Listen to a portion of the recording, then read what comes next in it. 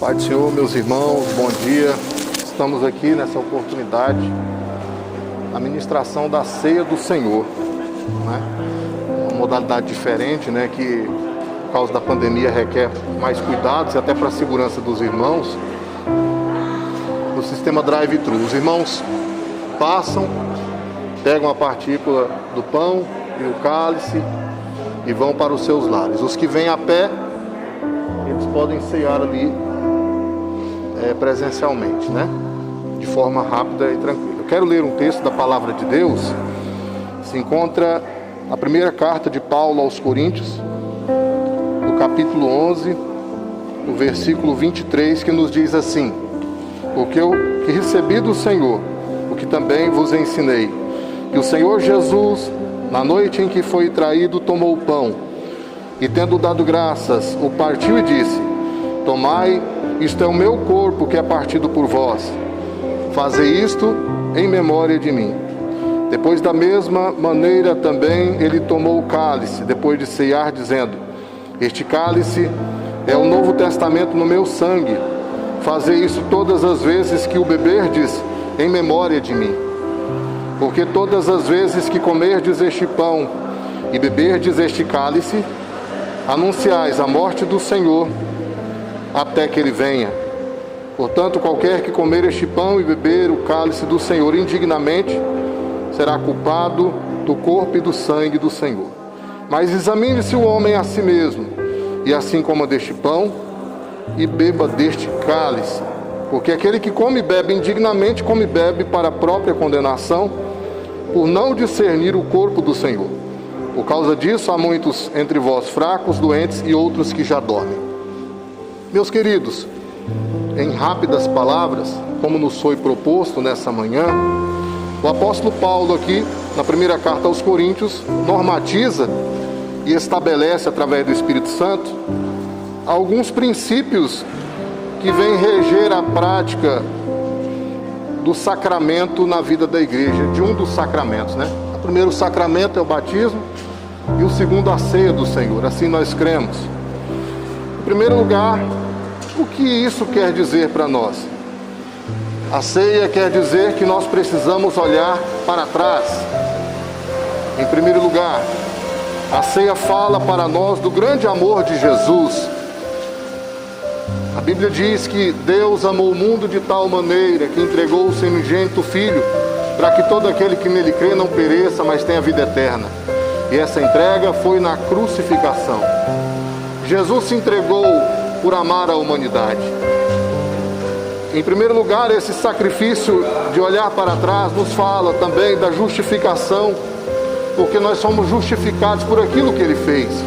Estávamos condenados à morte eterna por causa do pecado de Adão. Todos foram feitos pecadores, mas através do sacrifício vicário único, substitutivo e suficiente de Jesus Cristo, fomos justificados através de crermos no seu santo nome. Ele se entregou por cada um de nós.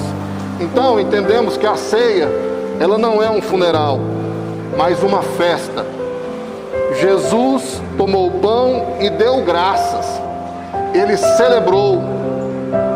É a festa que nos fala do sacrifício verdadeiro, único e suficiente de Jesus Cristo. Em segundo lugar, nós precisamos olhar para frente, porque todas as vezes que nós estamos celebrando a ceia do Senhor, estamos celebrando a morte do Senhor até que Ele venha. Sabemos que Ele virá. No Evangelho dele, conforme escreveu João, no capítulo 14, o Senhor Jesus disse, preparando os discípulos para este momento. Ele sabia que estava próximo a sua partida, e então, em vez de ser consolado pelos discípulos, Ele passa a consolá-los. E Ele diz as seguintes palavras: não se turbe o vosso coração. Credes em Deus, crede também em mim. Na casa de meu Pai há muitas moradas. Se não fosse assim, eu vou-lo teria dito. Pois eu vou preparar-vos lugar. E quando eu for e vos preparar lugar, eu voltarei e vos levarei para mim mesmo, para que onde eu estiver, estejais vós também. Os acontecimentos nos mostram que Jesus está às portas para buscar um povo seu, zeloso de boas obras, um povo especial, né? Os acontecimentos nos mostram que estamos já vivendo o princípio das dores, sem citar aqui vários tópicos a respeito desse assunto. Sabemos que Jesus prometeu que virá buscar a sua igreja, Ele virá. Então nós devemos olhar para frente, em vez de ficarmos alimentando a nossa mente com más notícias que a mídia nos mostra. Nós devemos entender que a glória futura nos espera. Jesus tem um lugar de glória maravilhoso, onde não haverá choro, nem dor, nem tristeza, nem morte. É o que Jesus tem para todos aqueles que nele creem e foram justificados por ele. Então devemos olhar para frente. Todas as vezes que celebramos a ceia, estamos celebrando a morte do Senhor até que ele venha. Sabemos que ele é fiel e ele virá. É uma celebração de esperança, que aguardamos a volta de Cristo para buscar a sua igreja e com ele reinar para sempre. Em terceiro lugar, e já me atendo para o final, porque eu me proponho em 4 pontos aqui nessa manhã, falar sobre a ceia, devemos olhar para dentro de nós. Paulo fala, e o homem deve examinar a si mesmo. Examine-se, pois, o homem a si mesmo, e assim coma deste pão e beba deste cálice.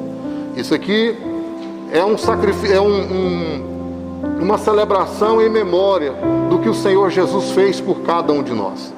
Não é brincadeira, é dizermos que nós temos comunhão com Jesus e que Jesus tem comunhão conosco, através de acreditarmos nele e andarmos segundo a sua palavra. Então Paulo diz que não podemos ser inconsequentes diante da mesa do Senhor. Como poderemos participar de forma digna? Teólogo João Calvino chegou a dizer que a nossa dignidade é a consciência de sermos indignos. Olha isso aqui, divininho.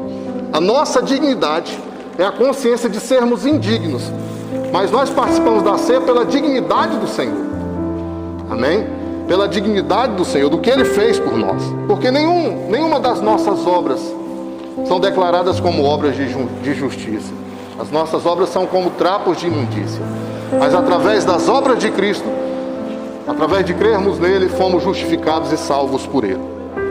E em quarto lugar, e para terminar, nós devemos olhar ao redor. Quando participamos da ceia, nós somos um só pão, somos uma só família, um só rebanho, uma só igreja. É a palavra grega koinonia, quer dizer comunhão. Então venha participar, não deixe de participar da ceia do Senhor. Você faz parte do corpo de Cristo, você é importante para Deus. Deus tem uma obra especial na sua vida.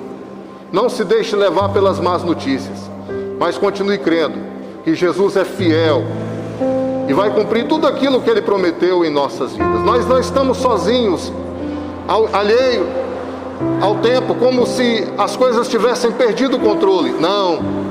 Deus continua, sempre esteve, está e sempre estará no controle de tudo. Tudo que está acontecendo é pela permissão de Deus, para que se cumpram os propósitos eternos de Deus. Jesus não disse que não passaríamos por dificuldades, muito pelo contrário, que passaríamos por dificuldades, mas Ele também nos fez uma promessa maravilhosa, de que mesmo em meio às dificuldades, Ele estaria conosco todos os dias, até a consumação dos séculos. Amém? Então, só poderei ter comunhão com o corpo de Cristo, que não vejo, se tiver comunhão com os irmãos que eu vejo. Aqui fala da comunhão que nós devemos ter uns com os outros. Que Deus abençoe, meus irmãos. Que o Senhor Jesus possa fortalecer-nos a cada dia e que nós possamos manter a nossa mente focada na esperança da glória vindoura, que é a vinda de Jesus. E para muitos, Jesus está voltando todos os dias.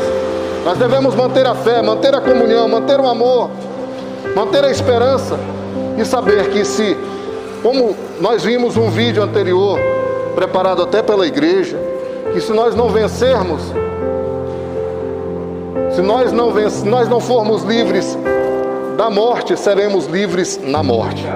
Amém? Porque para nós a morte é só uma passagem.